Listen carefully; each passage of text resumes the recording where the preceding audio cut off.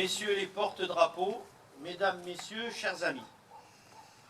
Il y a 60 ans, jour pour jour, le 19 mars 1962, à midi, le cessez-le-feu est proclamé et met fin à 92 mois de conflit sur le sol algérien. Le moment du bilan arrive et s'avère très lourd. Ce conflit lié à la décolonisation a été très choquant par la violence des affrontements, le nombre de morts et les traumatismes qui en résultent. Issu du peuple, le conflit commence par des violences entre les musulmans algériens et les Européens qui vivent en Algérie. Le Front national de libération est créé et affronte l'armée française qui, dans un premier temps, affaiblit sa force à la suite de la guerre d'Alger. L'OAS, organisation armée secrète, est créée en partie par des militaires qui craignent que l'Algérie obtienne son indépendance. Torture, attentats, cette guerre devient la sale guerre. Après avoir tenté un coup de déstabilisation en attaquant le canal de Suez, la France et l'Angleterre sont désavouées par l'ONU. La situation ne peut aboutir qu'à la négociation.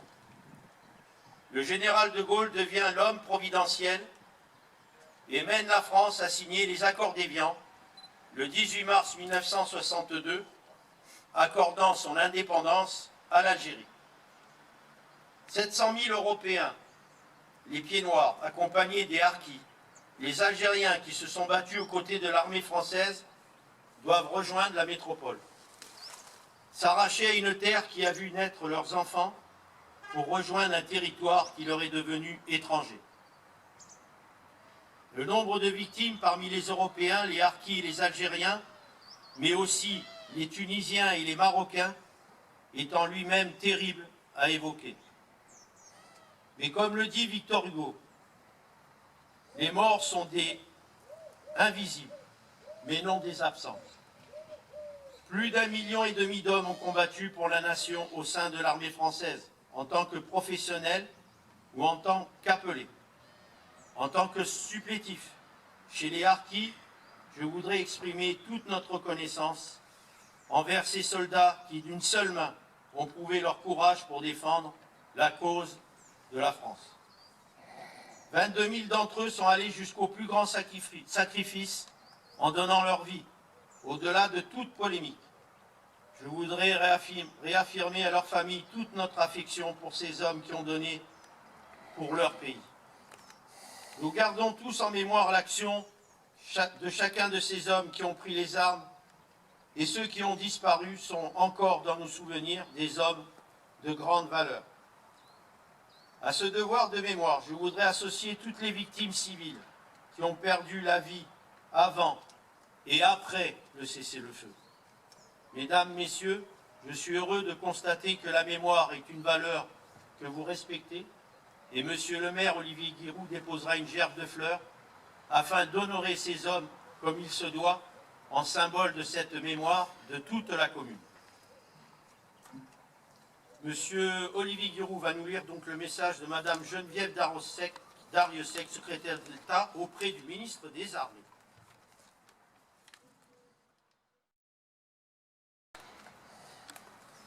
Journée nationale du souvenir et de recueillement à la mémoire des victimes civiles et militaires de la guerre d'Algérie et des combats en Tunisie et au Maroc, 19 mars 2022, Geneviève Darrieussecq, ministre déléguée auprès de la ministre des Armées, chargée de la mémoire et des anciens combattants. Il y a 60 ans, après un long processus et de difficiles négociations dans un contexte d'exacerbation des violences, des accords étaient signés entre les représentants du gouvernement de la République française et ceux du gouvernement provisoire de la République algérienne. Signés le 18 mars 1962, les accords d'Évian prévoyaient un cessez-le-feu applicable dès le 19 mars à midi sur tout le territoire algérien. La paix n'était pas encore là, mais un horizon se dégageait pour la sortie de guerre. Avec tous les bouleversements que cela impliquait, avec tous les drames intimes et collectifs qui ont surgi, avec les violences et le cycle des représailles qui ne se sont pas éteints après le 19 mars. Pour beaucoup, sur les deux rives de la Méditerranée, il y eut un avant et un après. Il y eut une multitude de sentiments, une avalanche de ressentiments, une pluralité de réactions et de douleurs, le voisinage du soulèvement et de la détresse. Cette diversité, ces blessures, sont la source de la mémoire plurielle et fragmentée de la guerre d'Algérie. Pour des milliers de soldats, des appelés et rappelés du contingent, des militaires de carrière, des forces de l'ordre de métropole et d'Afrique du Nord, c'était la possibilité d'un retour prochain dans leur foyer. C'était aussi pour certains l'amertume de la situation militaire.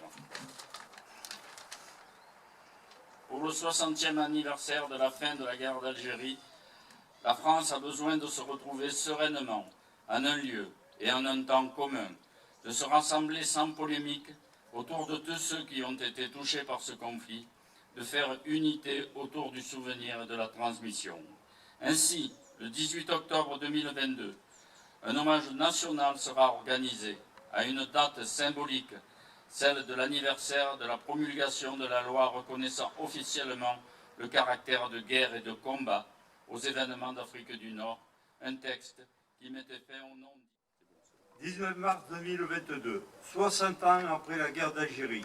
Il y a 60 ans, ce 19 mars 2022, que les représentants du gouvernement français et ceux du gouvernement de la République algérienne signaient l'accord du cessez-le-feu de la guerre d'Algérie, Tunisie et Maroc. C'était le 19 mars 1962. Cette date reconnue depuis 2012 comme la journée nationale du souvenir et du recueillement à la mémoire des victimes civiles et militaires de la guerre d'Algérie et des combats antisémites. Le ciel sur notre monde est bien plus lugubre et noir. La haine, le mépris, même le fétichisme, reflètent de partout encore mieux qu'un roi. Pourtant, il ne faut pas céder au fatalisme. Sur le stade, à l'école, au recoin du terroir, doit souffler vent d'amour et de libéralisme, laissant les préjugés entraînant fort l'espoir. Si le peuple voulait entamer le dialogue qui pourrait amener une amorce, un prologue, où bon sens y serait ni absent ni surfait. Au-dessus d'idéaux, de partis, tout clivage, pour les déshérités, terminer le carnage, et l'aquilon naissant installerait la paix. J'ai la Manon et Sinas. Ah, en plus, maintenant, oh là là. Alors moi c'est pas du tout pareil. C'est vrai que voici il y a 60 ans, moi-même pied noir, hein, je viens d'Algérie. Le soleil printanier est déjà haut dans le ciel d'Algérie quand les airs résonnent, 3 notes du clairon, cessez-le-feu. Cessez-le-feu en Algérie pour mettre fin, en Afrique du Nord, à 10 années d'une guerre qui persiste à taire son nom, se refusant à mettre un mot, des mots, une hypocrisie plus d'une demi-siècle durant. Cessez-le-feu, c'est solution du bon sens et de la raison, pour passer de l'ombre à la lumière, offrir les perspectives d'un avenir plus serein sur ces deux. La gerbe de la municipalité sera déposée par notre maire, M. Olivier Guiraud.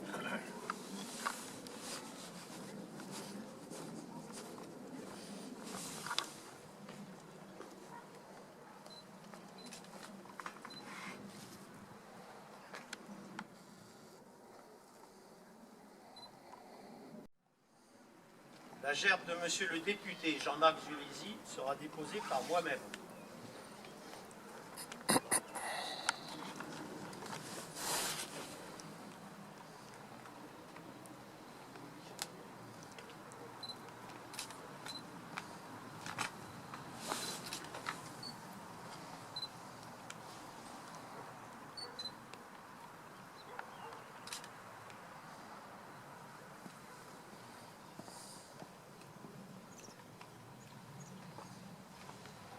la gerbe de l'Association républicaine des anciens combattants, ainsi que celle de l'Association des anciens combattants et victimes de guerre, sera déposée par Jean-Pierre Ludger, accompagné de Théo Lenné.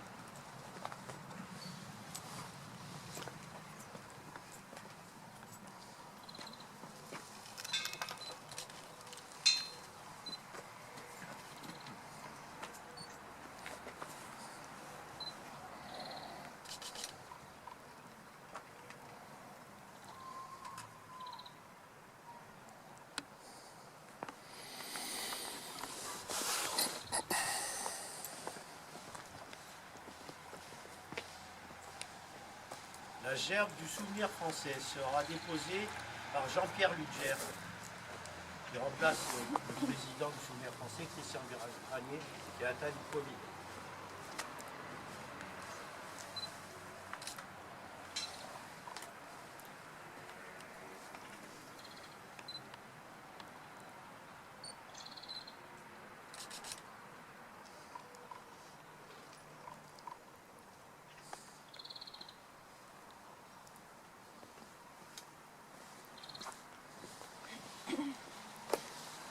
Comment ?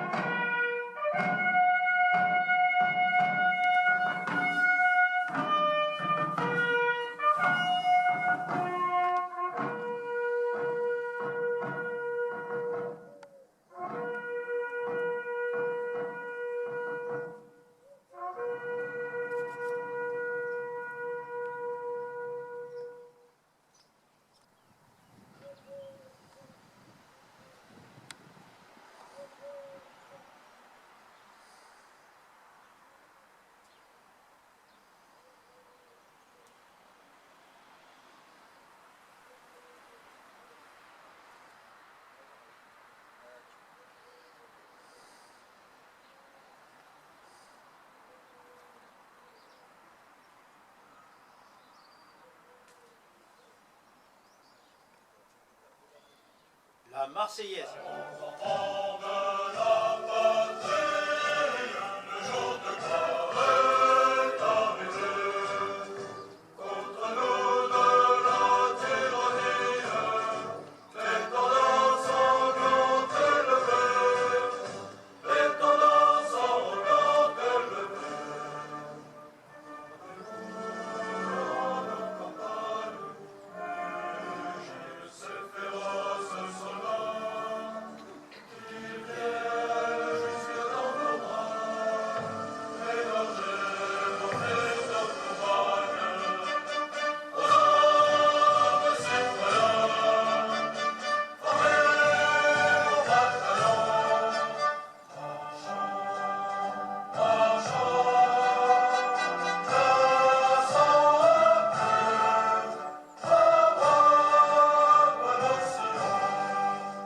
Repos.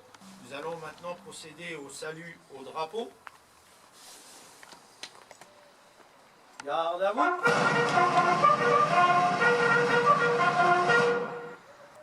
Salut au drapeau.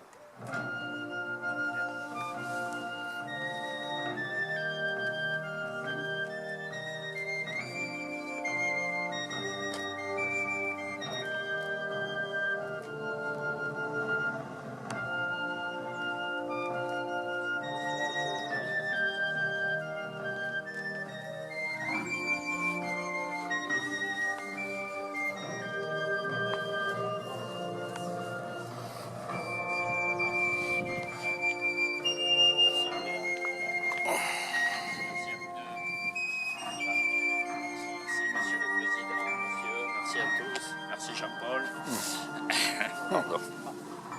Et ça te donne plus le poème. Très bonne idée.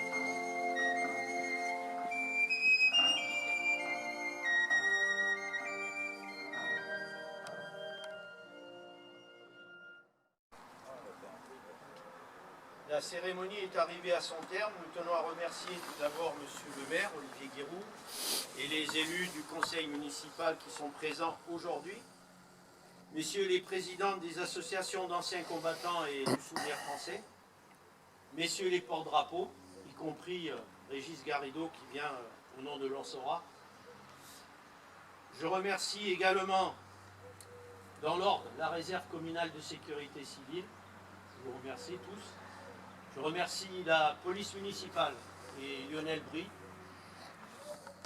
Je remercie également les services municipaux du technique, de la communication et des affaires militaires. Ensuite, je remercie Madame Irène Rouby, présidente du Souvenir français des guerres de Salon et de La Manon et Sénas. La Manon et Sénas. Voilà. Ouais. L'année prochaine, peut-être que... Salon. Peut-être Salon. Peut-être Salon. Je remercie Patrick Troisy et Henri Deluy, ainsi que messieurs Jean-Claude Moreno, Jean-Michel Noll, monsieur Fabien Morat, Patrick Troisy, David Hénos, qui sont en habit d'époque. Je remercie monsieur Moreno Jean-Claude, c'est ça Marena Manera, oui, c'est très mal écrit quand on... À l'issue de la cérémonie, j'ai oublié monsieur Moreau. Merci monsieur Moreau qui représente l'entraide des médaillés militaires, c'est ça? Merci. Merci à vous et votre porte-drapeau. Monsieur? C'est validé. Ok. Je vous remercie en tout cas d'être venus tous aujourd'hui. Et à l'issue de la cérémonie, le Covid est derrière nous. La cérémonie, un apéritif est offert par la RAC à la salle des Diamants. Voilà. Merci et bonne journée. Merci. Vous êtes tous invités.